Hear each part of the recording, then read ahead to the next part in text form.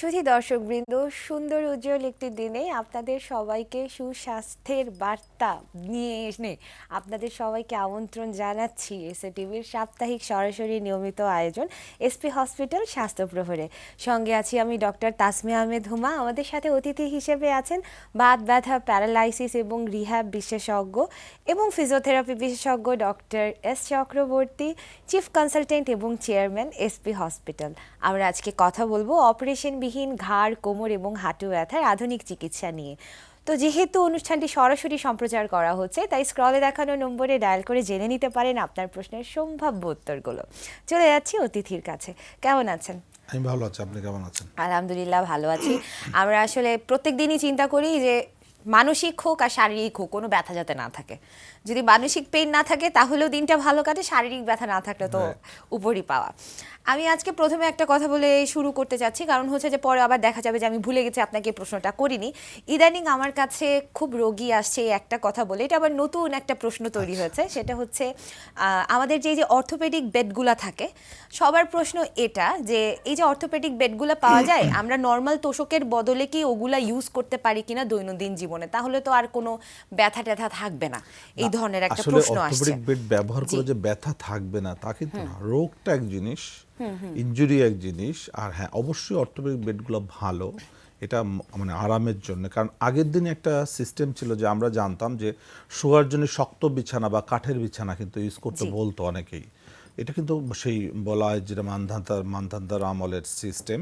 But এখন কিন্তু বলা হচ্ছে না, সফট বিছানা হতে হবে, কমপক্ষে 2 ইঞ্চি। কারণ হলো আমাদের বডির কিন্তু শেপটা কিন্তু স্ট্রেট না, বিভিন্ন ধরনের কার্ভেচার আছে, শেপ আছে।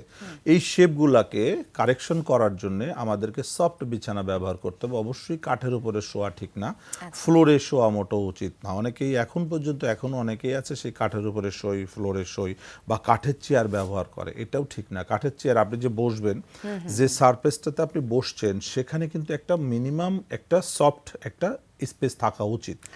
আপনি দেখবেন সোজা কাঠের উপর বসে থাকলে বেশিক্ষণ বসা যায় না, কারণ বডির প্রেশারটা সেখানে লোড নিতে থাকে এবং নিচ থেকে যে প্রেশারটা আছে, দুইটা লোডের কারণে আপনার ব্যাক পেন হয়ে যাওয়ার চান্স থাকে। কিন্তু যখন আপনি সফট জায়গায় বসলেন, যেমন সোফায় বসেছেন, আপনার বসার সাথে সাথে টাইমের সাথে সাথে আপনার ওয়েট কিন্তু সেখানে প্রেশার ক্রিয়েট করছে এবং এই প্রেশারটা কিন্তু এই ফোমটা কিন্তু রিলিজ করছে বা স্প্রিংটা রিলিজ করছে, যে কারণে আপনার বডির কিন্তু ওয়েটটা ওর উপর দিকে কিন্তু আঘাত করছে না, ফলে এখানে ইনজুরির চান্স কম থাকে। এই কারণে আমরা বলি যে সবসময় স্লিপিং চেয়ার ভালো, যে আপনি যদি হেলান দিয়ে বসেন, সোজা স্ট্রেট না বসে একটু হেলান দিয়ে বসলে কি হচ্ছে, বডির ওয়েটটা কিন্তু একই জায়গা পড়ে না, সে বিভিন্ন জায়গা শিফট করছে, ছড়িয়ে যাচ্ছে, ফলে কি হচ্ছে আমাদের জয়েন্টগুলো ইনজুরির চান্স কমে যায়। সো এইভাবে বডি মেনটেন করা উচিত। এবং কাঠের বিছানার চেয়ে স্প্রিং ম্যাট্রেস বা যেটা আমরা বলি যে ফোম না, ফোমের উপর শোয়া কিন্তু আবার খারাপ। স্প্রিং এর ম্যাট্রেস খুবই ভালো একটা জিনিস, অথবা তোষক জাজিম, যেটা আমাদের তোষক যেটা আছে তুলার যে তোষক, সাধারণত তোষক প্রত্যেকের বাড়িতেই আছে, তবে এই তোষকটা একটু নরম হতে হবে। অনেক আছে তোষকটা অনেক শক্ত, শক্ত বিছানা আসলে খুবই খারাপ। এবং বালিশের ব্যাপারটা, অনেকেই বালিশটা শক্ত বালিশ ইউজ করে, কিন্তু আমরা বলি না সফট বালিশ হতে হবে। কারণ কি, মাথাটা যখন আপনি রাখলেন শোয়ার সময় আস্তে আস্তে মাথা কিন্তু ওখানে ওয়েটটা কিন্তু বেশি প্রেশার বাড়াইতে থাকে, তখন কি হচ্ছে, যদি শক্ত বালিশ হয় তখন উল্টা দিকে রিয়াকশন করে ঘাড়ে ইনজুরি হতে পারে। কিন্তু যদি নরম একটা বালিশ হয় সে কিন্তু ব্যালেন্স করতে থাকে, যার ফলে কি হচ্ছে, প্রেশারটা ঘাড়ে লাগে না। আচ্ছা, ধন্যবাদ। মানে আসলে এই কনসেপশনটা এখন পর্যন্ত ক্লিয়ার হয়নি, কারণ ওই যে শক্ত বিছানা, প্লেন বিছানা, এগুলোতে হচ্ছে অভ্যাস হয়ে গেছে সবার। আর একটা জিনিস হচ্ছে, আজকাল দেখা যায় যে ইউটিউবে বলেন বা বিভিন্ন জায়গায় বলেন, ব্যায়াম করে একেবারে শক্ত প্লেন জায়গায়, বা কোনো একটা ম্যাট্রেস নিয়ে গেলে একদম শক্ত প্লেন জায়গায় সব ব্যায়াম ট্যায়াম করে ইয়ে করে। তো সবারই একটা ধারণা হয়ে গেছে আসলে বোধহয় শক্ত প্লেন জায়গায় শোয়াটাই বেটার। যেটা বলা হচ্ছে প্লেন হতে হবে, সমান হতে হবে, কিন্তু সফট হতে হবে। যেমন আমরা কি বলি, এক্সারসাইজের জন্য আমরা ম্যাট ইউজ করতে হলে ম্যাটটা কিন্তু সফট, কিন্তু আপনি যখনই ফ্লোরে সরাসরি আপনি এক্সারসাইজ করতে যাবেন তখনই কিন্তু সেখানে ইনজুরি হবে, আপনি কিন্তু করতে পারবেন না। মানে ফ্লোরে যে সানের উপরে বা যে প্লাস্টার বা আপনার টাইলসের উপরে, মার্বেলের উপরে যখন আপনি এক্সারসাইজ করতে যান তখনই কষ্ট হয়। কিন্তু তার উপর যখনই আপনি 1/2 ইঞ্চি বা 1 ইঞ্চি একটা বসায় নেবেন, একটা ম্যাট্রেস দিয়ে নেবেন, সফট ম্যাট্রেস যেটা স্প্রিং এর মতো কাজ করবে। আচ্ছা আচ্ছা আচ্ছা। ঠিক আছে, অথবা মাটিতে যদি আপনি এক্সারসাইজ করেন, সেটা কিন্তু আগের দিনে যেমন মাটিতে এক্সারসাইজ করা হতো, এখন যেমন অনেক আছে ফ্লোরে সরাসরি নামাজ পড়তে গেলে তাদের হাঁটুতে ব্যথা হয়, যে কারণে কিন্তু অনেকে নিচে বসে নামাজ পড়তে গেলে ব্যথা পায়। ফলে কি হচ্ছে, আস্তে আস্তে তারা চেয়ারে চলে যেতে চাচ্ছে। এটা কিন্তু খুব ব্যাড একটা মানে ট্রেডিশন চলে আসছে। সো সবাইকে আমরা বলি যে অবশ্যই একটা সফট জায়নামাজ ইউজ করতে হবে, অথবা 1/2 ইঞ্চি একটা ম্যাট্রেস টাইপের জায়নামাজ ব্যবহার করতে হবে। কারণ আগের দিনে যারা নামাজ পড়তেন দেখবেন ফ্লোরে মাটি ছিল, তারা কিন্তু এই পাকার উপরে নামাজ পড়তো না। মাটিতে আপনি হাঁটু দেন, ব্যথা পাবেন না। কিন্তু যখন আপনি ফ্লোরে, আপনি শানের উপরে বা টাইলসে বা মার্বেলের উপরে হাঁটুটা রাখছেন, তখনই কিন্তু আমাদের হাড়ে একটা প্রেশার পড়ছে, এবং এই উল্টা ব্যথার কারণে অনেকে ওই হাঁটু ব্যথা বেড়ে যাচ্ছে। সো এই জন্যই আমি বলি অবশ্যই সরাসরি কোনো ফ্লোরে নামাজ পড়া না, সেখানে একটা 1/2 ইঞ্চি একটা ম্যাট্রেস, সফট ম্যাট্রেস হতে হবে, ফোম টাইপের হতে পারে, শক্ত ফোম বা রাবার টাইপের ম্যাট্রেস, যেটা স্প্রিং থাকবে, সেটার উপরে নামাজ পড়েন, দেখবেন যে কোনো সমস্যা নাই। কারণ এটা আগের দিনে সেই মাটির সিস্টেমের মতো। খুব সুন্দর একটা কথা বললাম আমরা, হঠাৎ করে মানে কথা বলতে বলতে আলোচনার ফাঁকে আসলে একটা তথ্য বের হয়ে যায়।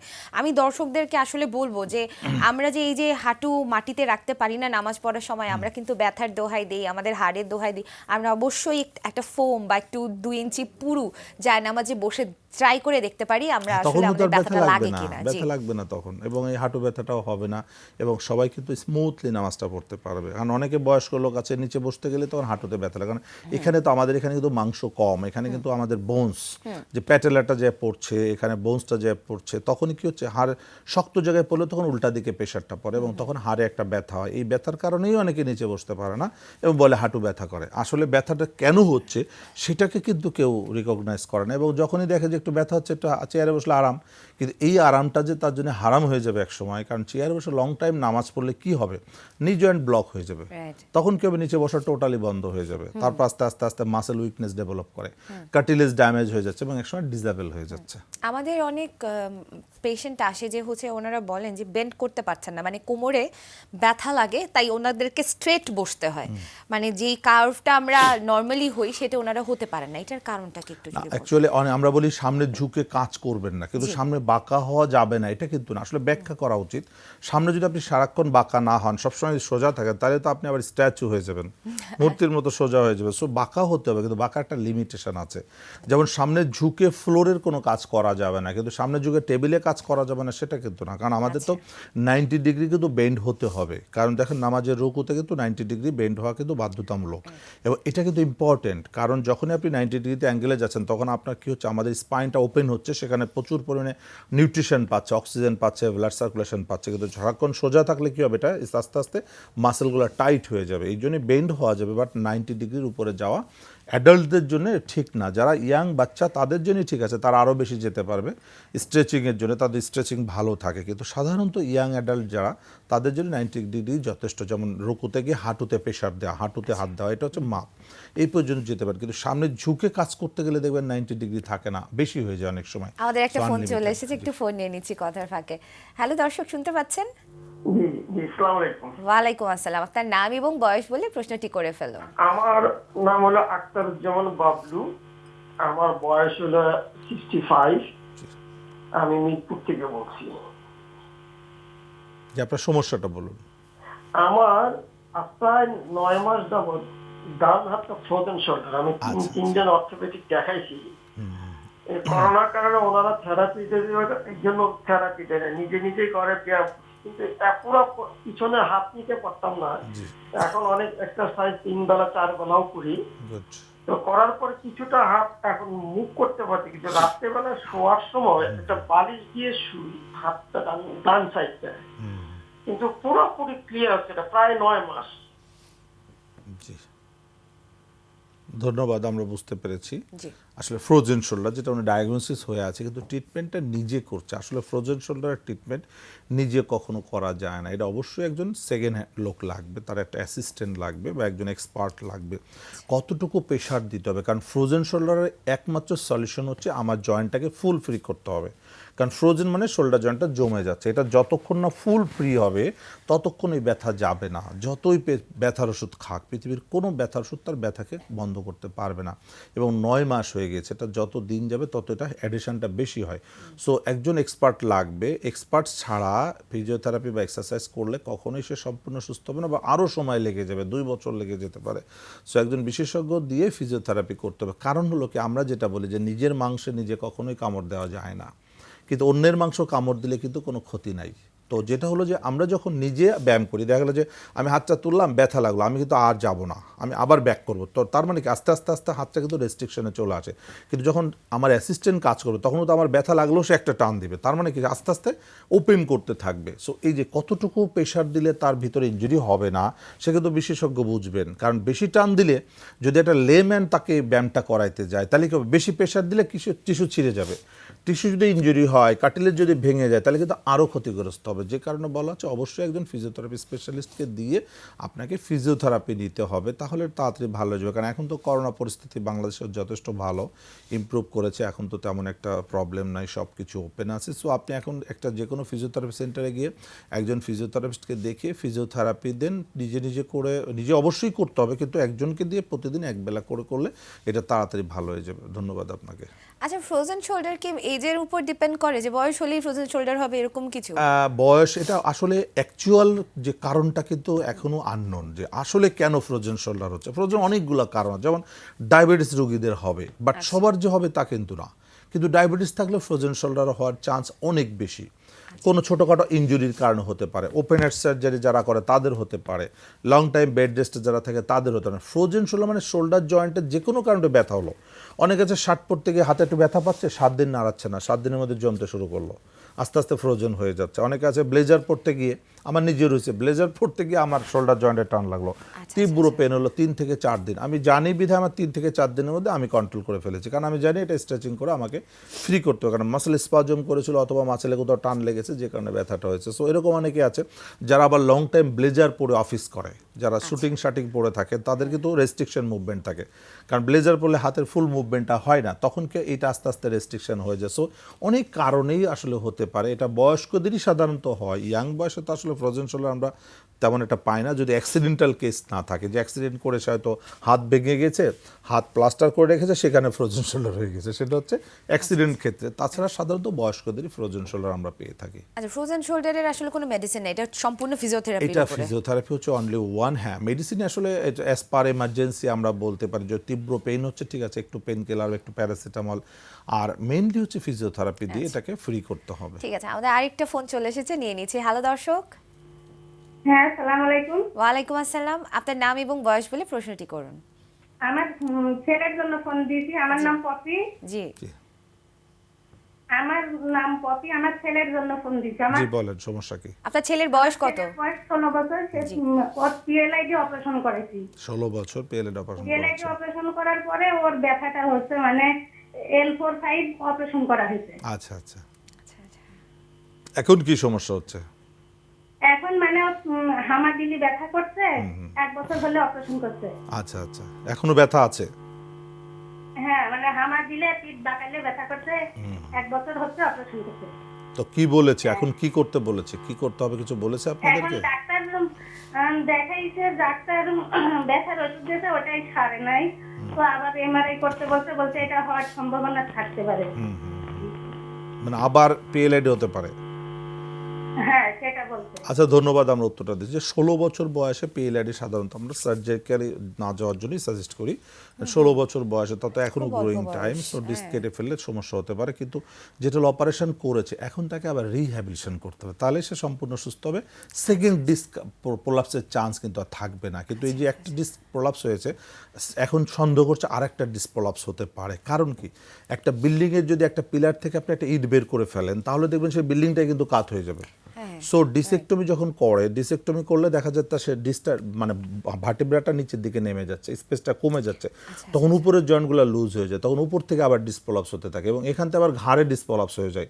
সো এরকম রিকারেন্ট ডিসপ্রলাপস হতে থাকে বারবার। এই কারণে আমরা বলি যে অপারেশন যদি করে ফেলে, অপারেশন করার পর রিহ্যাবিলিটেশন করতে হবে, তাকে 42 দিন রেস্টে রাখতে হবে। কারণ 42 দিন রেস্টে তার যে জয়েন্টগুলো দুর্বল ছিল, জয়েন্টগুলো সব রিপেয়ার হয়ে যাবে এবং যে ডিসেক্টমিটা করা হয়েছে সেই জয়েন্টটাও রিপেয়ার হবে। পাশাপাশি তার বডির ফিটনেস বাড়াতে হবে। হবে, মাসেল স্ট্রং করতে হবে এবং ফ্লেক্সিবিলিটি বাড়াইতে হবে।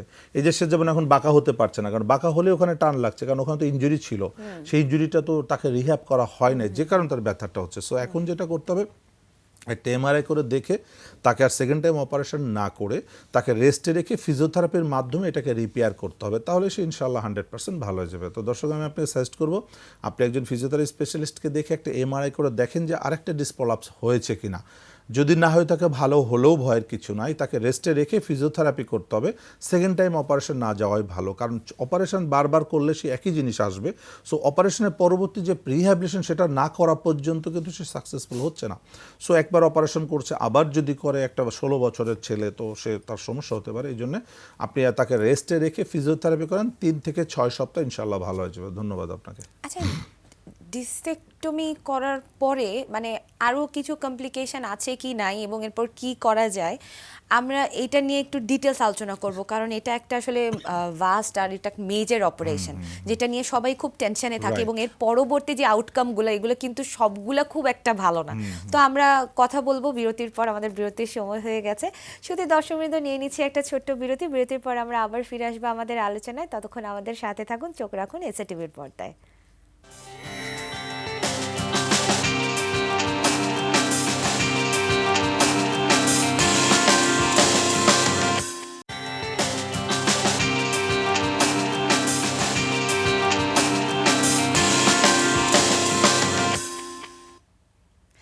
বিরতির পর ফিরে এলাম এসএটিভির সাপ্তাহিক সরাসরি নিয়মিত আয়োজন এসপি হসপিটাল স্বাস্থ্য প্রহরে। কথা বলছিলাম অপারেশনবিহীন ঘাড়, কোমর এবং হাঁটু ব্যথার আধুনিক চিকিৎসা নিয়ে। বিরতির আগে কথা বলছিলাম আসলে অপারেশন নিয়ে। আমি আপনার কাছে এটা জিজ্ঞেস করতে চাচ্ছি যে এই যে ডিসেক্টমি অপারেশনগুলো হয়, এই অপারেশনগুলো কি আসলে সব এইজেই করা উচিত, নাকি আমাদের আলটিমেটলি একটা এইজ পর্যন্ত চেষ্টা করে দেখা উচিত? না, আসলে কেউই অপারেশন করতে চায় না, কোনো সার্জনও কিন্তু প্রথমে অপারেশন করে না। সার্জনটা কিন্তু বারবার তাদেরকে মেডিসিন দিয়ে, থেরাপি দিয়ে চেষ্টা করছে। আসলে এই থেরাপি দিতে যাই হচ্ছে সবচেয়ে বড় ভুলটা হচ্ছে, থেরাপি যিনি দিচ্ছেন তিনি সঠিক হইতে দিচ্ছেন কিনা, যার কারণে এই সাফারিংসটা বেড়ে যাচ্ছে। যেমন ডিস্ক প্রলাপসটা আসলে বিভিন্ন গ্রেডে হয়, যে কতগুলা ডিস্ক প্রলাপস আছে, কতটুকু ডিস্ক প্রলাপস আছে, তার বয়স কত, তার ওজন কত, সব কিছু মিলে কিন্তু ডিপেন্ড করবে তার ট্রিটমেন্ট প্রসিডিউরটা আমি কীভাবে করব। যেমন আমার যদি মোবাইল ডিস্ক থাকে, ডিস্কটা খুব মুভমেন্ট করছে, সে কী করছে, বাসা থেকে থেরাপি সেন্টারে যাচ্ছে, রিক্সায় ঝাঁকি খাইতে খাইতে যাচ্ছে, ঝাঁকি খাইতে খাইতে আসছে, তা কী হচ্ছে, ডিস্ক কিন্তু রাবারে, এটা জেলের মতো, চাপ খেয়ে খেয়ে জেল আরও বের হয়ে যাচ্ছে। সো যতক্ষণ থেরাপি দিচ্ছে তখন ভালো রাখছে, রুগী কিন্তু বলছে যে থেরাপি দিচ্ছি খুব ভালো, ব্যথা কমে গেছে, যেই বাসা আসছে আবার ব্যথা বেড়ে গেছে, তো বাড়বেই, তো এই ঝাঁকিতে ব্যথা বাড়ছে। সো এইভাবে তারা কিন্তু মাসের পর মাস, অনেক রুগী আছে বলে 6 মাস থেরাপি দিয়েছি, ভালো হয় নাই, পরে বাধ্য হয়ে তারা অপারেশন করছে। কিন্তু থেরাপি যদি সঠিক হইতে দিতে পারতো তাহলে অপারেশনের কোনো দরকার ছিল না। কারণ আপনি যদি পিএলআইডি রোগী অপারেশন করতে চান তাহলে বাংলাদেশে কেউই বাকি থাকবে না, সবার কোমর অপারেশন করতে হবে। কারণ পিএলআইডি অলমোস্ট ম্যাক্সিমাম লোকেরই কিন্তু কোমরে কোনো না কোনো ব্যথা আছে, কারো ছোট ডিস্ক প্রলাপস, কারো বড় ডিস্ক প্রলাপস। যেগুলো সিভিয়ার সেগুলো বিছনায় পড়ে যাচ্ছে, যেগুলো নর্মাল সেগুলো কষ্ট করে চলছে, কিন্তু কোমর ব্যথা নাই এমন লোক খুবই কম। কোমর ব্যথা ম্যাক্সিমাম লোকেরই আছে, কম বেশি।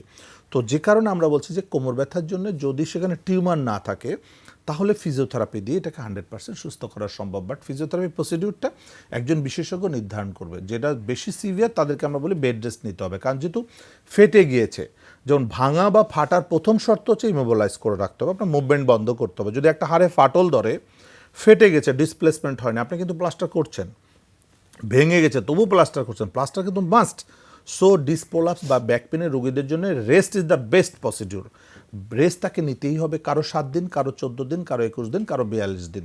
সো এই রেস্টটার সাথে যদি ফিজিওথেরাপি নেওয়া হয় তাহলে সে সম্পূর্ণ সুস্থ হচ্ছে। কিন্তু ম্যাক্সিমাম জায়গায় আমাদের ফিজিওথেরাপি সেন্টার বাংলাদেশে প্রচুর হয়ে গিয়েছে, যেখানে ম্যাক্সিমাম জায়গায় শেক দেওয়া হচ্ছে, বাট শেক কিন্তু ফিজিওথেরাপি না। অনেক কাছে আল্ট্রাসাউন্ড দিচ্ছে, SW দিচ্ছে, IRR দিচ্ছে, টেন্স দিচ্ছে, ট্রাকশন দিচ্ছে, ফিজিওথেরাপি কিন্তু দিচ্ছে না। তারা বলছে এটাই ফিজিওথেরাপি। আবার কেউ কেউ সেরাজামন নামক একটা মেশিন আছে দিয়ে বলে আমি ফিজিওথেরাপি দিচ্ছি, এগুলো কোনোটাই ফিজিওথেরাপি না। এটা হচ্ছে আমাদের দেশে প্রচারণার অভাবে মানুষ কিন্তু ধোঁকা খাচ্ছে। ফিজিওথেরাপি মানে ফিজিক্যাল এক্সারসাইজ অবশ্যই একজন ফিজিওথেরাপি স্পেশালিস্টের মাধ্যমে দিতে হবে, তাহলেই সেটা ফিজিওথেরাপি হবে। এখন আপনার চোখের সমস্যা, আপনি দোকানে যেয়ে ড্রপ কিনে দিয়ে দিলেন, চোখের চিকিৎসা করলেন, তা কিন্তু হবে না, কারণ চোখ কানা হয়ে যেতে পারে। ঠিক তাই কোমর ব্যথার জন্য রোগী প্যারালাইসিস হতে পারে যদি সঠিক ফিজিওথেরাপি না পায়। সো আপনি শেক দিচ্ছেন, এটা ইলেকট্রোথেরাপি। ইলেকট্রোথেরাপি ফিজিওথেরাপির মাত্র 5% হেল্প করে, যেটা অল্টারনেটিভ পেইন কিলার হিসেবে আমরা হেল্প নিই। কিন্তু this is not treatment. Electrotherapy দেওয়া হচ্ছে যে রোগীর সাময়িক একটু আরাম দেওয়ার জন্য, পেইনটাকে কমানোর জন্য, যেটা একটা ব্যথার ওষুধে করতো সেটা আমার ইলেকট্রোথেরাপিতে করছে। কিন্তু ব্যথার ওষুধের সাইড ইফেক্ট আছে, ইলেকট্রোথেরাপির সাইড ইফেক্ট নাই, এইটা হচ্ছে। কিন্তু মূল যে ট্রিটমেন্টটা, যেমন ডিসপোলাপস হয়ে আছে, এটা ইনজুরি রিপেয়ার করতে হবে, মাসেল উইকনেস এটাকে ডেভেলপ করতে হবে, সেটার জন্য আপনাকে ফিজিওথেরাপি লাগবে, যেটা ম্যানুয়াল থেরাপি। ম্যানুয়াল থেরাপি ছাড়া আপনি ফিজিওথেরাপির কোনো স্বাদ পাবেন না। সো বেশিরভাগ জায়গায় যেটা করছে ফিজিওথেরাপি করছে ভুল, যে কারণে মানুষ কিন্তু সাফারার। কারণ তারা তো জানে আমি তো 6 মাস থেরাপি দিয়েছি, এখন থেরাপি যে ভুল করেছে এটা তো সে বুঝতেছে না। কারণ ফিজিওথেরাপিটা এখনও অ্যাভেলেবেল না বাংলাদেশে, এবং মানুষ অনেকে এখনও অজ্ঞ, যে কারণে মানুষ কিন্তু ধোঁকা খাচ্ছে। সো এই ব্যাপারে আমাদের সতর্ক হতে হবে যে ফিজিওথেরাপি দিতে গেলে অবশ্যই ফিজিওথেরাপি বিশেষজ্ঞ লাগবে। যেমন চোখের চিকিৎসা করতে গেলে আমরা চক্ষু বিশেষজ্ঞ খুঁজি, নিশ্চয়ই কোনো মেডিসিন বিশেষজ্ঞের কাছে আমরা যাই চোখের চিকিৎসা করবো না, করবো? কার্ডিয়াক চিকিৎসা করতে হলে আমরা কার্ডিওলজিস্টের কাছে যাব, আমরা কোনো মেডিসিন বিশেষজ্ঞের কাছে যাবো না, মেডিসিন বিশেষজ্ঞের কাছে মেডিসিন বিশেষজ্ঞের জন্য যাবো। সো যেহেতু বাংলাদেশে এখন সব বিশেষজ্ঞ আছে, সো ফিজিওথেরাপি দিতে গেলে আপনাকে ফিজিওথেরাপি বিশেষজ্ঞের কাছে যেতে হবে। এখন আপনি দিচ্ছেন ফিজিওথেরাপি, যার কোনো ডিগ্রি নাই, কোয়ালিটি নাই, একটা দোকান দিয়ে বসে আছে, সেখানে গিয়ে আপনি ধোঁকা খাচ্ছেন আর দোষ দিচ্ছেন ফিজিওথেরাপি। সেরাজাম নামক একটা মেশিন নিয়ে বসে আছে, যারা কিছুই বোঝে না, একটা layman SSC pass intermediate pass পোলাপান দিয়ে একটা মেশিন চালাচ্ছে, ফ্রি চিকিৎসা দিচ্ছে আই ওয়াশ করার জন্য, যে ফ্রি চিকিৎসা দিচ্ছে, বড় লোকরা যাচ্ছে মেশিন কিনে নিয়ে বাসায় যাচ্ছে, মেশিনের ব্যবসা করতে। This is not physiotherapy. So ফিজিওথেরাপির নামে তারা ধোঁকাবাজি করছে। এই ব্যাপারে আসলে আমাদের সতর্ক হতে হবে, কারণ আমি যে কী করছি সেটা আমাকে জেনে করতে হবে, না জেনে করলে আমি ঠকার চান্স সবচেয়ে বেশি। আচ্ছা, এই ডিসেক্টমি অপারেশনের পর বা যে কোনো ধরনের স্পাইন সার্জারির পরে, হ্যাঁ, যেহেতু একটা ডিস্ক বের হয়ে চলে গেছে, মানুষের মাথায় সবসময় এটা কাজ করে যে পিঠে একটা ঝামেলা হয়ে গেছে, তো এরপরে কি আবার নর্মাল লাইফে ফিরে আসা সম্ভব, যে আগের মতো সব একেবারে 100% খেলাধুলা সব 100% সম্ভব। মানে সারা জীবন রেস্ট্রিকশনে থাকতে হবে না? কোনো রেস্ট্রিকশন দেওয়া, কারণ কি একটা পা যদি ভেঙে যায়, 2 টুকরা হয়ে গেল, তাকে কিন্তু আবার ট্রিটমেন্ট করে জোড়া দেওয়া হচ্ছে, তারপর সে আবার নর্মাল লাইফে চলে আসছে। সো সেখানে ডিসপোলাপস কিন্তু নাথিং, কিছুই না, ছোট্ট একটা ইনজুরি। আচ্ছা, কিন্তু ট্রিটমেন্ট না করার কারণে সারাক্ষণ খোঁচা মারে, আর নার্ভে খোঁচা মারলে এটা ইলেকট্রিক শক, ডেঞ্জারাস পেইন। তারা মনে করে আমার পা একটা ভেঙে থাকলেই ভালো ছিল কোমরের ব্যথার থেকে। সো এটাকে রিপেয়ার করতে হবে। আসলে চিকিৎসা ভুল ট্রিটমেন্টের কারণে তারা এটা হচ্ছে। আর যারা ডিসেক্টমি করেছে, ডিসেক্টমি করার পর অনেকেই ভালো হচ্ছে না, আমাদের কাছে অনেক ফোন আসে, কেন ভালো হচ্ছে না? কারণ ডিসেক্টমি করার পরেও কিন্তু আপনাকে আবার রিহ্যাবিলিটেশন করতে হবে, এই রেস্ট লাগবে। যেমন একটা পা ভেঙে গেল, ম্যাক্সিমাম ক্ষেত্রে কিন্তু শুধু প্লাস্টার করলেই রিপেয়ার হয়ে যাচ্ছে। কখনো কখনো অপারেশন লাগে, যখন ডিসপ্লেস থাকে, তাকে প্লেসে আনার জন্য অপারেশন করা হয়, রিপেয়ারের জন্য কিন্তু অপারেশন করা হয় না, প্লেসে রাখার জন্য। সেখানে তাকে আবার কিন্তু প্লাস্টার মাস্ট। সো অপারেশন পরেও কিন্তু প্লাস্টার করতে হচ্ছে, যে জিনিসটা যে ডিসেক্টমি করার পরও তাদেরকে রেস্টে রাখার দরকার। Thank you. আমাদের একটা ফোন চলে এসেছে, একটু নিয়ে নিচ্ছি ফাঁকে। হ্যালো দর্শক। হ্যালো, হ্যাঁ আমি ডাক্তার সাহেবের সাথে কথা বলতে হ্যাঁ হ্যাঁ চাই। জি, বলুন, আমরা আপনার শুনতে নাম পাচ্ছি। এবং বয়স বলে প্রশ্নটি করুন। আমি না, আমার মায়ের ব্যাপারে কথা বলতে জি চাই। বলুন। জি বলেন।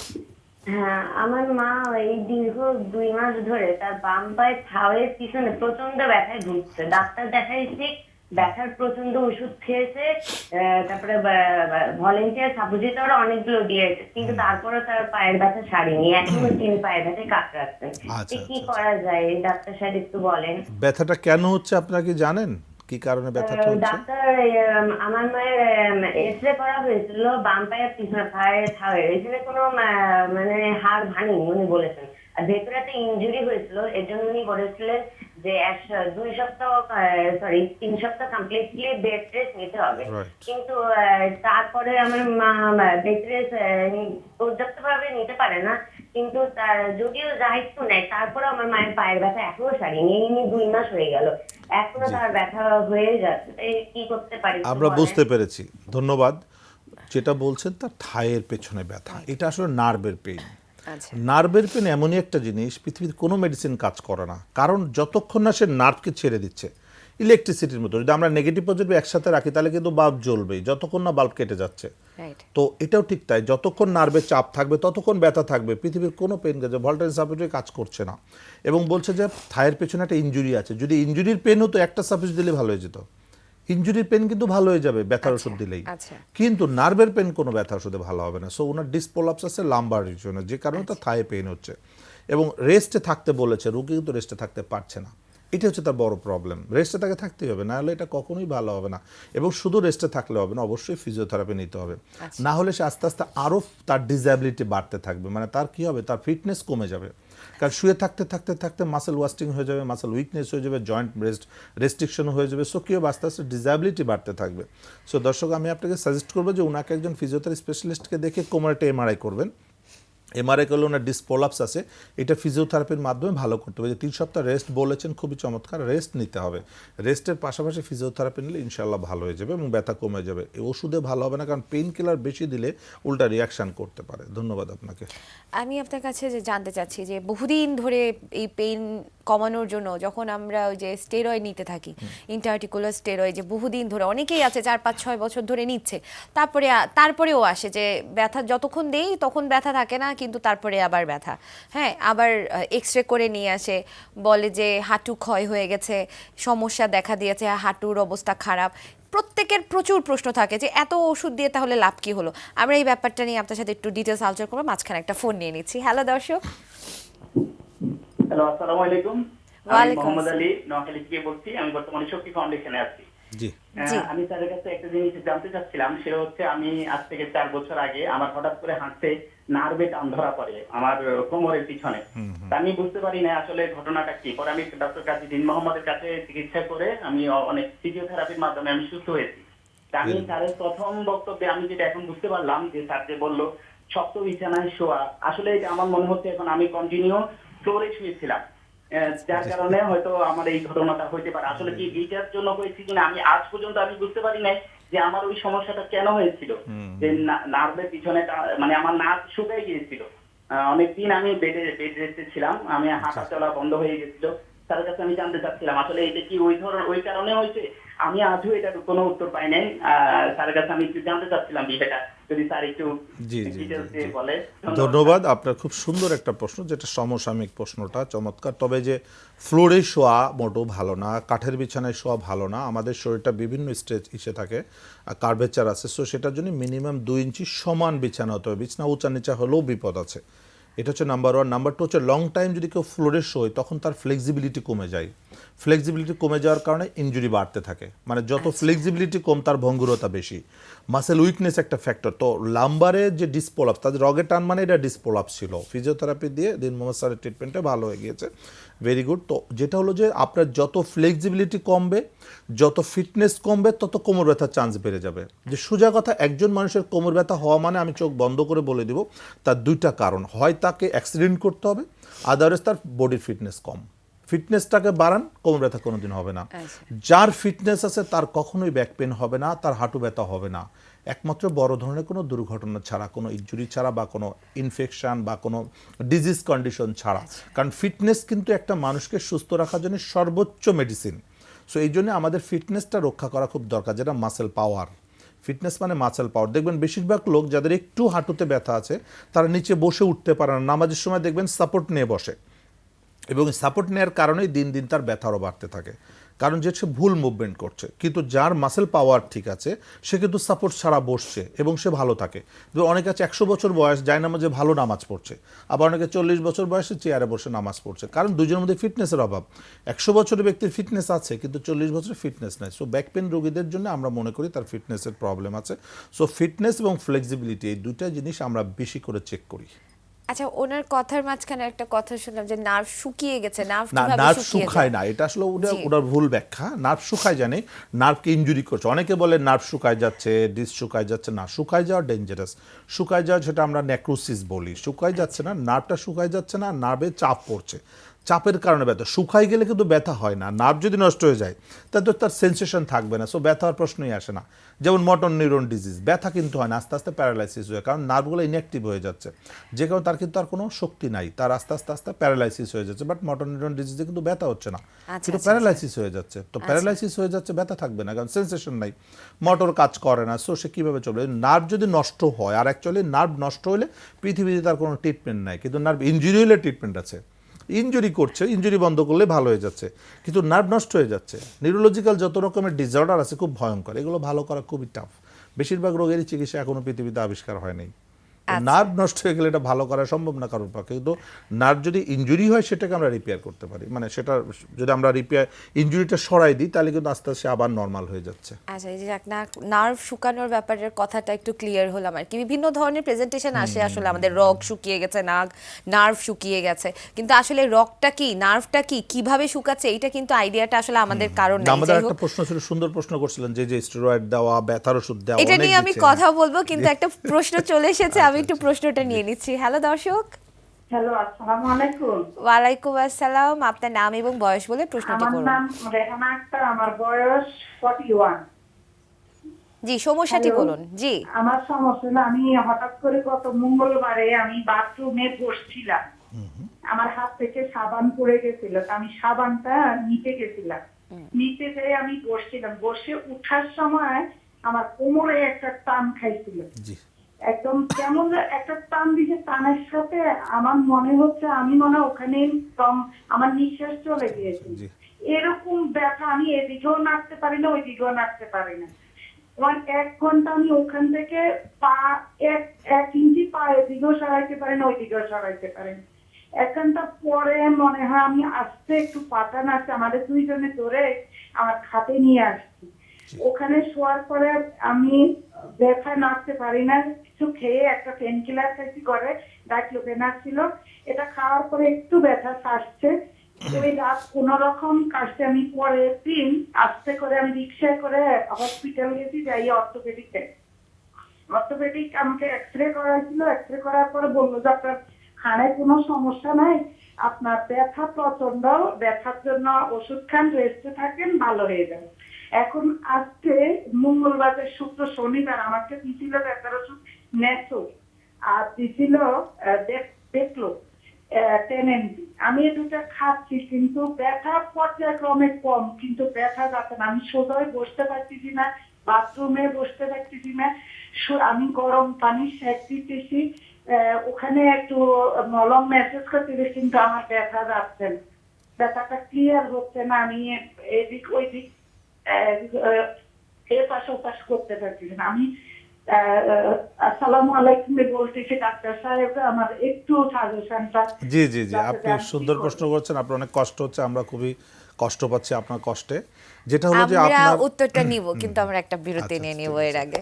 সো সুধী দর্শক বৃন্দ, আমরা একটা নিয়ে নিব ছোট্ট বিরতি। বিরতির পর আমরা আবার আলোচনায় ফিরে আসবো এবং আপনার সমাধান নিয়ে ফিরে আসবো। দর্শক আমাদের সাথে থাকুন, সমাধানের অপেক্ষায় থাকুন, চোখ রাখুন এসএ টিভির পর্দায়।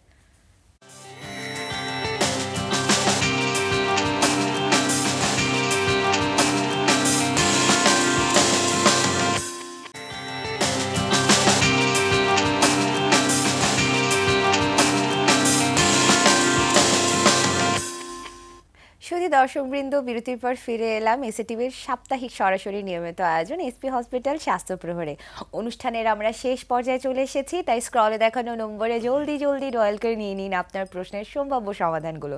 বিরতির আগে আমরা একটা প্রশ্ন নিয়ে কথা বলছিলাম, আমাদের রোগী একজন তার প্রশ্ন করেছিলেন কোমর ব্যথা কোমরে নিয়ে। টান লেগেছে, জি। সে ওই সাবান তুলতে গিয়ে, জি এই যে আমি একটু আগে বললাম যে ফিটনেস না থাকলে যেটা হয়, মানে উনি যে সাবান তুলতে যে একটু বসেছিল, ওনার বডির ফিটনেস মানে এখানে সাপোর্ট দেয় নাই, যার ফলে কি তার মাসেল উইকনেস, যে কারণে হয়তো একটু বাঁকা হয়েছে, তার ডিসপোলাপস হয়ে গেছে। এই যে এক্সরে করছে বলছে হাড়ে কিছু হয়নি, একদম সুন্দর প্রশ্ন উত্তর, মানে হাড়ে আসলেই কিছু হয়নি, কিন্তু জয়েন্ট ফেটে জেল বের হয়ে গেছে, ওই জেলটাকে নার্ভে চাপ দিচ্ছে, যে কারণে দেখেন সে ব্যথার ওষুধ খেয়েও কিন্তু সে ভালো হচ্ছে না, কারণ এখানে ডিসপোলাপস যতক্ষণ না সরবে ততক্ষণ সে ভালো হবে না, ওষুধ খেয়ে কমে থাকবে। ব্যথার ওষুধ কিন্তু কোনো চিকিৎসা না, সাময়িক আরামের জন্য। সো এর ট্রিটমেন্ট হচ্ছে রেস্ট, যে বলেছে রেস্টে থাকতে হবে, এবং অবশ্যই তাকে ফিজিওথেরাপি করতে হবে, কারণ এই রেস্টে থাকলে তার ব্যথা চলে যাবে, কিন্তু যদি সে ফিজিওথেরাপি না করে 1 মাস পর আবার আসবে, এবং তখন আরও ভয়ঙ্কর আকার আসবে, তো এর চেয়েও বেশি হবে। আর যদি ফিজিওথেরাপি করে তাহলে এটা পার্মানেন্ট ভালো হয়ে যাবে, কারণ তার মাসেল উইকনেস আছে, বডি আনফিট আছে। সো মাসেলকে কারেকশন করতে হবে, মাসেল বিল্ড আপ করতে হবে, ফিটনেস বাড়াতে হবে। ফিটনেস যদি বাড়ায় তাকে ব্যথাটাকে মুক্ত করে দেওয়া যায়, সে যদি মেনটেন করতে পারে, আগামী 50 বছরে তার কোমর ব্যথা হবে না। সো কোমর ব্যথা কিন্তু প্রিভেনশন করা যায়, ট্রিটমেন্টের চেয়ে প্রিভেনশন করা ভালো। সো দর্শক, আমি সাজেস্ট করবো আপনি একজন ফিজিওথেরাপি স্পেশালিস্টকে দেখে কিছু ফিজিওথেরাপি শিখে নিয়ে প্রয়োজনে বাসায় রেস্টে থেকে করতে পারেন, অথবা কোনো সেন্টারও করতে পারবেন। তবে রেস্টটা খুব ইম্পর্টেন্ট, কারণ যেহেতু আপনি আপনার অ্যাকুইট ইনজুরি, সো এটা 7 থেকে 14 দিন রেস্টে থাকলে এটা রিপেয়ার হয়ে যাবে, এটা লং টাইম রেস্টের দরকার নাই, পাশাপাশি থেরাপি করলে এটা ইনশাআল্লাহ 100% ভালো হয়ে যাবে। ধন্যবাদ আপনাকে। আমি আপনাকে একটা প্রশ্ন করেছিলাম আসলে জয়েন্টের স্টেরয়েড দেওয়ার ব্যাপারে। আসলে যে ওষুধ মেডিসিন স্টেরয়েড দিয়ে আপনি পেইনটা কমাচ্ছেন বাট ডিজিজ ভালো হচ্ছে না, মেডিসিন কিন্তু আমাদেরকে হেল্প করে, মেডিসিন কিন্তু চিকিৎসা করে রোগীকে সুস্থ করতে পারে না। আপনি দেখেন হার্টের রোগী আপনার কাছে আসলো হার্টের ব্যথা নিয়ে, হয়তো তার ব্লকেজ আছে, আপনি কি পেইন কিলার দিয়ে তাকে বাঁচাইতে পারবেন? তাকে কিন্তু পেইন কিলার হ্যাঁ পেইন কিলার হয়তো দিচ্ছেন সাময়িক একটু আরামের জন্য, কিন্তু আলটিমেটলি তার ব্লক ছুটাতে হবে, হয় তাকে স্ট্যান্টিং করতে হবে, নালে তাকে বাইপাস করতে হবে, একটা সমাধান কিন্তু আসতে হবে। সো পেইন কিলার দিয়ে কিন্তু তাকে বাঁচায় রাখতে পারবে না, আস্তে আস্তে মৃত্যুর দিকে চলে যাবে। ঠিক তাই যে কোনো ব্যথায় থাক আপনার, যে ব্যথা হোক, হাঁটু ব্যথা হোক, কোমর ব্যথা হোক, ঘাড় ব্যথা হোক, মাথা ব্যথা, যত ব্যথার ওষুধ আপনি দিবেন রোগীর ব্যথা দিন দিন বাড়তে থাকবে, সে কিন্তু কখনোই সুস্থ হবে না। হ্যাঁ, ব্যথা যদি সাময়িক দিয়ে আমরা কি করব, তার সঠিক ট্রিটমেন্টটা করতে হবে। যে হাঁটু ব্যথা কেন হচ্ছে সেই কেনটাকে সমাধান করতে হবে, কোমর ব্যথা কেন হচ্ছে সেটাকে সমাধান করতে হবে, বডি আনফিট থাকলে তাকে ফিটনেস আনতে হবে। সো তার মূল ট্রিটমেন্টে যেতে হবে, কারণ পেইন কিন্তু কোনো রোগ না, পেইন আমাদের শত্রু না, পেইন আমাদের বন্ধু, পেইন আমাদেরকে বারবার আসে আমাদেরকে বাঁচানোর জন্য। সেই পেইনকে যতবার আমরা কিল করব আমরা তত ধ্বংসের দিকে চলে যাবে। এই কারণে long time steroid, long time pain killer আমরা কখনোই সাজেস্ট করি না, কারণ স্টেরয়েড বলেন, পেইন কিলার বলেন, এটা হচ্ছে আমাদের ট্রিটমেন্টকে সাহায্য করবে কিন্তু রোগীকে কিন্তু ভালো করতে পারবে না। এই যে যেমন উনি কোমরে ইনজুরি লেগেছে, হ্যাঁ তীব্র পেইন ছিল, উনি মুভমেন্ট করতে পারছে না, তখন আপনি ভলটেন সাপোজিটরি দিতে পারেন, পেইন কিলার দিতে পারেন 1 দিন 2 দিন 3 দিন, কিন্তু 3 দিনের মধ্যে যদি আমরা সঠিক থেরাপি দিতে পারি 3 দিনের মধ্যে তার পেইন কমে যাবে 90%। আচ্ছা, কিন্তু যদি আপনি থেরাপি না দেন তাহলে যে পেইন কমছে বাড়ছে, কমছে বাড়ছে, এইভাবে করতে করতে করতে সে মুভমেন্ট করছে, সে আজে ডাক্তার, সে ভালো হওয়ার জন্য আরেকজন ডাক্তার চেঞ্জ করছে, আরেকজন ডাক্তার চেঞ্জ করছে, ডাক্তারের দিকে যেতে যেতেই তার ইনজুরি কিন্তু আরো বেড়ে যাবে। আমরা আবার আলোচনায় ফিরে আসি, একটা প্রশ্ন চলে এসেছে, নিয়ে নিচ্ছি। হ্যালো দর্শক। হ্যালো, আসসালামু আলাইকুম। ওয়ালাইকুম আসসালাম, আপনার বয়স বলে প্রশ্নটি করুন। আমি গাজীপুর থেকে লিলিয়া সুলতান বলতেছি। জি বলুন। আমি গত সপ্তাহে স্যারকে দেখাইছি। এখন আমার এই যে হাঁটুর ব্যথা এবং মাথার ব্যথা চলে গেছে, আচ্ছা, চলে গেছে, কিন্তু ঘাড়ে একটু ব্যথা আছে এবং শরীরে প্রচুর জ্বালা পোড়া করতেছে। আচ্ছা, এখন জ্বালা পোড়া কমতেছে না, তার 1 মাস হলো দিচ্ছি, আর এগুলো কন্টিনিউ খাইতেছি। এখন আমি কি করবো? খুব সুন্দর একটা প্রশ্ন। হাঁটু ব্যথা কোমরে তো ভালো হয়েছে, ঘাড়ের ব্যথা একটু আছে, জ্বালা পোড়া আছে। মাথার ব্যথাও কমেছে, আচ্ছা আচ্ছা, গুড গুড। আপনাকে যে এক্সারসাইজগুলো দেওয়া হয়েছে ওই এক্সারসাইজগুলো করতে হবে, এটা সাধারণত 1 থেকে 1.5 মাস সময় লাগে। জি, বাসায় করতেছি। আও গুড, ফাইন। কতদিন হলো আপনি, 2 সপ্তাহ না 1 সপ্তাহ? না, 11 তারিখে দেখাইছি। ও আচ্ছা, খুব শর্ট টাইম, ফাইন, ঠিক আছে। আপনি এক্সারসাইজগুলো কন্টিনিউ করেন এবং একটু রেস্টে থাকতে হবে। এই যে কর্ডে যদি ইনজুরি থাকে তাহলে তার জ্বালা পোড়াটায় বার্নিংটা হয় এই যে মরিচের মতো জলে, তো এটা আমরা বলি রেস্ট নিতে হবে, আস্তে আস্তে ওটা রিপেয়ার হইলে তখন এই বার্নিংটা কমে যাবে, কারণ এটা স্পাইনাল কর্ড থেকে আসছে তার এই জ্বালা পোড়াটা।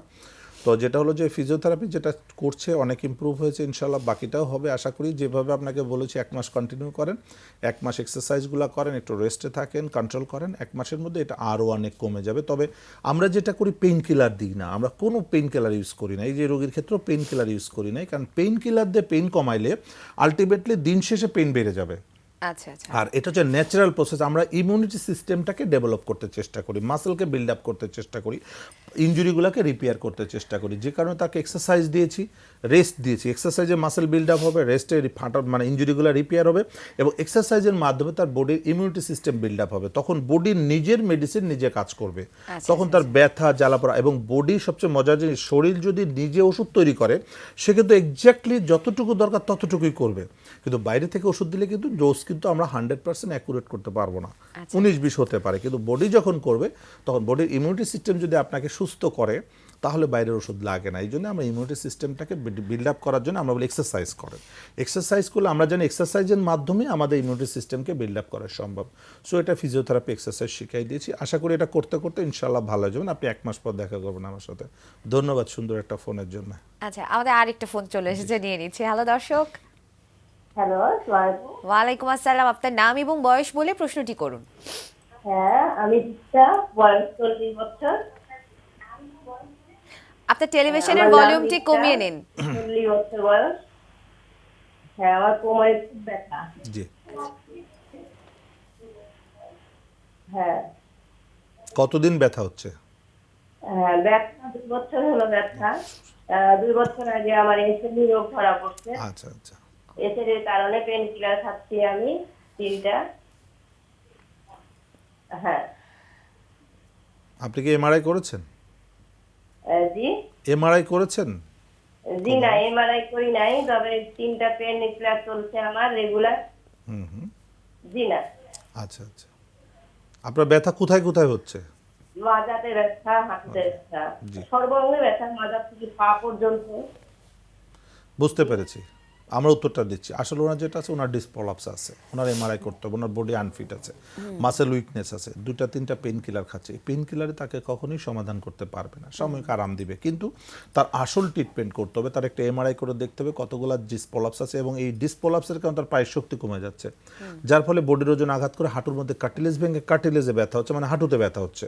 আচ্ছা তো যত সে জোর করে চলবে তত তার ইনজুরি বাড়বে এবং আস্তে আস্তে ডিসএবিলিটি চলে আসবে। সো এখন যেটা করতে হবে, একটা এমআরআই করে স্পাইনটা দেখতে হবে, দেখে তাকে রেস্টে রেখে ফিজিওথেরাপি করলে তার মাসেল বিল্ড আপ হয়ে যাবে। মাসেল বিল্ড আপ হলে তার ব্যথা মুক্ত হয়ে যাবে।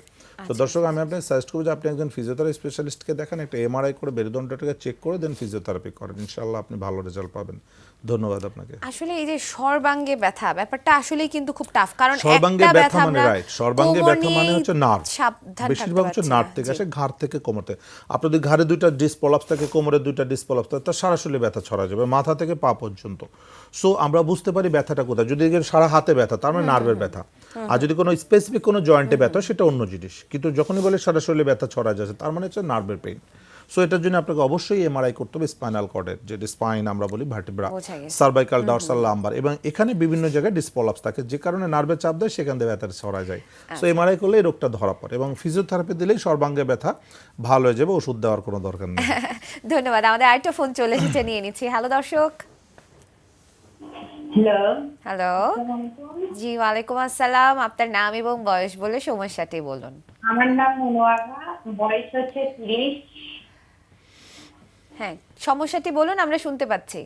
আমার কোমরের সমস্যা, কোমরে প্রচন্ড ব্যথা এবং জ্বালা পোড়া করে। সেই ব্যথা আপনার বাম পাশ দিয়ে পুরো পা যায় এবং ডান পাশে হাঁটু অবধি পর্যন্ত।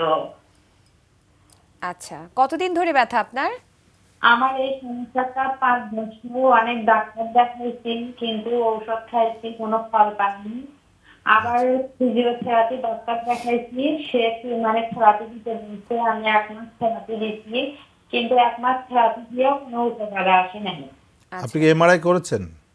হ্যাঁ, আমি এমআরআই করেছি। এমআরআইতে কি বলেছে? এমআরআই বলেছে ডাক্তার নাকি ওই যে আপনার হাড় বের হয়ে নার্ভের মধ্যে চাপ দিচ্ছে। আচ্ছা, আপনি কি থেরাপি কি সেন্টারে গিয়ে গিয়ে দিচ্ছেন, বাসা থেকে যেয়ে এসে দেন? আমি থেরাপি সেন্টারে দিয়ে আবার বাড়িতে এসেছি, জি। ওখানে মানে থেকে দেয়নি আর জি কি। জি জি, এই জন্যই আপনার এটা ভালো হচ্ছে না, কারণ আপনার ডিসপ্রলাপস আছে, যেটা বলছেন নার্ভের চাপ। রাইট। ডিসপ্রলাপস হয়ে নার্ভের চাপ দিচ্ছে, আসলে জেলটা লিক করছে, জয়েন্টটা লিক মানে ফেটে জেলটা বের হয়ে যাচ্ছে। তো যত হাঁটা চলা করে বডির চাপ পড়ে আর জেলটা বের হয়ে যায়, জেল যত বেরোয় জেল তত বাড়তে থাকে ভিতরে। যেমন একটা চাকায় যদি লিক হয়, আপনি যতই হাওয়া দিতে থাকেন, চাকার লিক কিন্তু বন্ধ হবে না। সো হাওয়া বেরোইতেই থাকবে, যতই আপনি হাওয়া দিয়ে চালান গাড়ি কিন্তু চলবে না ঠিক মতো। সো এই যে কোমরের লিকটা যতক্ষণ না রিপেয়ার হচ্ছে, ততক্ষণ কিন্তু সে ভালো হচ্ছে না। আর এই লিক রিপেয়ার করতে গেলে প্রথম শর্ত তাকে রেস্টে থাকতে হবে। এই যে সে রেস্ট নিচ্ছে না, যে কারণে থেরাপি কাজ করছে না। আচ্ছা। তো দর্শক, আমি সাজেস্ট করি আপনাকে 3 থেকে 6 সপ্তাহ একদম বেড রেস্টে থাকতে হবে। এটা আমরা বলছি অ্যাক্টিভ বেড রেস্ট। বেড রেস্টের থেকে আপনাকে ফিজিওথেরাপি করতে হবে। ফিজিওথেরাপির মধ্যে মাসেলকে বিল্ড আপ করতে হবে। মাসেল বিল্ড আপ করলে, রেস্টে থাকলে ফাটা রিপেয়ার হয়ে যাবে, মাসেল স্ট্রং হলে আপনি সুন্দর মতো চলতে পারবেন। 3 থেকে 6 সপ্তাহ চিকিৎসা করলে ইনশাআল্লাহ 100% ভালো হয়ে যাবেন। ধন্যবাদ আপনাকে। এই যে মানে ব্যথাগুলার প্রপার ডায়াগনোসিস, এই প্রপার ডায়াগনোসিসে যে টাইমটা লাগে, তারপর আবার প্রপার ট্রিটমেন্ট, Treatment, এই planned প্রপার treatment। ট্রিটমেন্ট যে হচ্ছে না সেটাও জানতে তো টাইম লেগে যায়, Right, কারণ উনি right. ফিজিওথেরাপি করছে, ওনাকে করছে। যা বলা হচ্ছে সবই করছে। রাইট, ওই যে আমি বললাম না যে আমাদের ফিজিওথেরাপি প্রচুর ফিজিওথেরাপি সেন্টার আছে, সেই ভুইফোড়া ফিজিওথেরাপি সেন্টারের অভাব নাই। আর পেশেন্টটা না বোঝার কারণে, পেশেন্টটা তো জানে না যে কোনটা সঠিক কোনটা বেঠিক, যে কারণেই প্রবলেমগুলো হচ্ছে। যে উনি যাচ্ছে আসতেছে, যে থেরাপি সেন্টারে সে তো পয়সা পাচ্ছে, আসতেছে থেরাপি দিচ্ছে, টাকা দিচ্ছে, তার তো বিজনেস হচ্ছে, কিন্তু রোগী কি পাচ্ছে? তো আমরা আগে দেখবো পেশেন্ট বেনিফিট। পেশেন্ট বেনিফিট হলে ট্রিটমেন্ট করব, পেশেন্ট বেনিফিট না হলে চিকিৎসা করব না। কারণ পেশেন্ট যদি রেজাল্ট না পায়, সেখানে ট্রিটমেন্টের কোনো প্রয়োজন নাই। আর পেশেন্ট যদি আমার কথা না শুনে, তাহলে চিকিৎসা করার দরকার নাই। পেশেন্টকে শুনতে হবে, মানতে হবে। এই যে উনি যদি রেস্টে না থাকে, উনি কখনোই ভালো হবে না। তো ওনাকে যদি কাউন্সিলিং করা যায়, উনি কিন্তু রেস্টে থেকে বাধ্য, কারণ প্রত্যেকটা মানুষ কিন্তু শান্তি চায়। সুস্থ থাকতে চায়। সো তাতে যদি আমরা 21 দিন শুয়ে থাকবে, কারণ 21 দিন কষ্ট করার থেকে 21 বছর কষ্ট করা নিশ্চয়ই ভালো না। কারণ সে যদি এটা সুস্থ না হয় তা সারা জীবন কষ্ট করতে হবে। সারা জীবন কষ্ট করার দরকার নেই, আমি 21 দিন কষ্ট করবো। সো 21 দিন শুয়ে থাকা যে কারো লোকের পক্ষেই সম্ভব, কিন্তু 21 বছর কষ্ট করা সম্ভব না। সো এই জিনিসটা কাউন্সিলিং একটা বড় ফ্যাক্টর, এবং যিনি ট্রিটমেন্ট করছেন তিনি কতটুকু বুঝছেন সেটা হচ্ছে বিষয়। যে তাকে বুঝতে হবে যে আমি এই রোগীটা ট্রিটমেন্ট দিব, সে যে জার্নি করবে, জার্নির ফলে আরও ক্ষতিগ্রস্ত হবে, এবং এই কোমর ব্যথা একসময় হাঁটু ব্যথাতে রূপান্তরিত, হাঁটু নষ্ট হবে, আস্তে আস্তে সে ডিসেবল হয়ে যাবে, এমনকি প্যারালাইসিস হয়ে যেতে পারে। কারণ ডিসপোলাপস স্পাইনাল কর্ড যদি ছিঁড়ে ফেলে পা দুটো অবশ্যই হয়ে যেতে পারে। সো আমি এই রিস্কগুলো নিব কেন? কারণ যিনি করছেন তিনি হয়তো এই জিনিসগুলো কাউন্সিলিং তাকে করছে না, যার ফলে রোগীরা প্রতারিত হচ্ছে, সাফারিংস তাদের মধ্যেই আসছে এবং রোগীরা ক্ষতিগ্রস্ত হচ্ছে। তার মানে হচ্ছে ফিজিওথেরাপি সেন্টারে গিয়ে না করতে পারলেও ফিজিওথেরাপি হসপিটালে যিনি করেন তিনি বাসায় এসে তারপর করবেন, কিন্তু কমপ্লিট বেড রেস্ট দরকার। রেস্টের বিকল্প রাস্তা নাই, রেস্ট নিতে হবে। ফিজিওথেরাপিতে পেইন কমবে না, ফাটা রিপেয়ার হবে না, রেস্টে রিপেয়ার হবে। ফিজিওথেরাপি ফিটনেস বাড়াবে। সো আমাদের কি হয়, একটু শেক দিচ্ছে মনে হতো, শেক দেওয়ার জন্য আপনার সেন্টারে যাওয়ার দরকার নেই। আরে বাবা, বাসায় গরম পানি শেক দেন। গরম পানি শেক আর আইআরআর শেকের মধ্যে ডিফারেন্সটা কি? দুইটাই তো হিট প্রোডাকশন করছে, ব্যথাটাকে কমাচ্ছে সাময়িক, but this is not treatment. আইআরআরও যেমন ট্রিটমেন্ট না, এটা আরামের জন্য। আল্ট্রাসাউন্ডটা আরামের জন্য, ব্যথাটাকে কিছুটা সাময়িক কমানোর জন্য, কিন্তু ফাটা রিপেয়ার করার জন্য আপনাকে রেস্ট নিতে হবে। ধন্যবাদ। আমাদের অনুষ্ঠানের শেষ পর্যায়ে চলে এসেছি, তো আপনি দর্শকের উদ্দেশ্যে কিছু বলার পরে আমি বিদায় নিয়ে নেব। দর্শককে বলবো যে আসলে ব্যথা হলেই ব্যথার ওষুধ খাওয়া উচিত না, কারণ ব্যথার নিশ্চয়ই কোনো কারণ আছে। এই কারণটা ভয়ঙ্কর হতে পারে, যে কারণটা আপনাকে মেরেও ফেলতে পারে, প্যারালাইসিস করে দিতে পারে, সারা জীবন কষ্ট দিতে পারে।